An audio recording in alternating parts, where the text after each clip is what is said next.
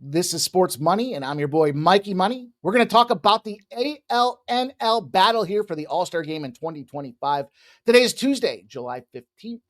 And shout out to Cal Raleigh. Congratulations, first catcher in Major League Baseball history to go out there and win the home run derby. His father, Pops, was on the bump, giving him the pitches. His brother was catching out there for him, and it was 1 inch. The inch heard round the world, if you will, that separated him and advanced him from that first round to help him get his victory. We rolled 4-2.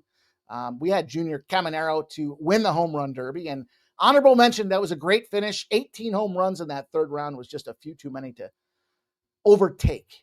We're going to transition. We're going to move forward to the All-Star Game itself here tonight. Got to look on the side, got to look on the total. First, we'll talk about the cash coming in. And, we have a reverse line movement situation when it comes to the National League side of things. We have 57% of the bets, 45% of the cash, and yet this line's gone from -110 to -115. These numbers are according to BetMGM as time of recording.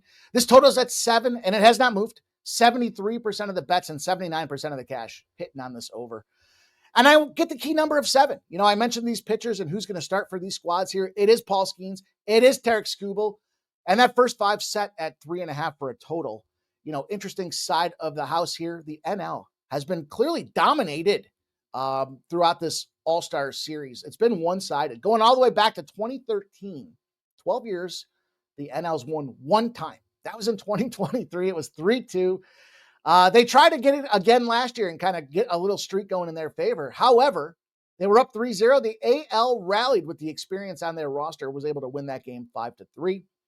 And I think the difference here is the experience. We have a changing of the guard.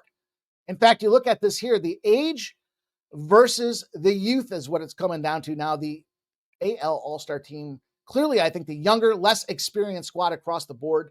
I'm going to go in and take a shot here with the experience, with the depth, with the reserves when they have to go deep and they go to some of those replacement hitters. The NL's the spot I want to be involved with here at a -115. I don't care about the lack of success. I think this is a more experienced squad, and that's going to be good enough for us to cash this -115.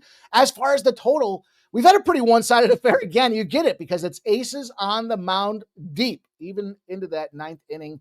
1-7, 8 total games, 7 total unders.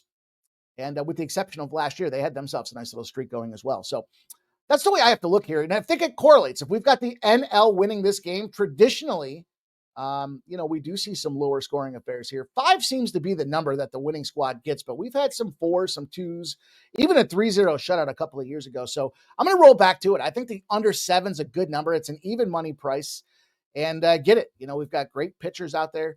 I think there's certainly not a lot of strike rate out there, not a lot of whiff rate with the experience in these batters, but this is just one of those formats that plays to pitcher-friendly games. If you like lower scoring affairs, I think this is the one for you. Cash this under 7 with me. We'll take the NL -115. We'll take the under 7, even money, with a strong lean to the under 3.5 in the first 5, but rather have the full game. All these pitchers, give me the experience. Let's take this under.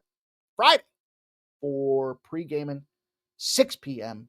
Shout out and good luck to everybody and their wagers.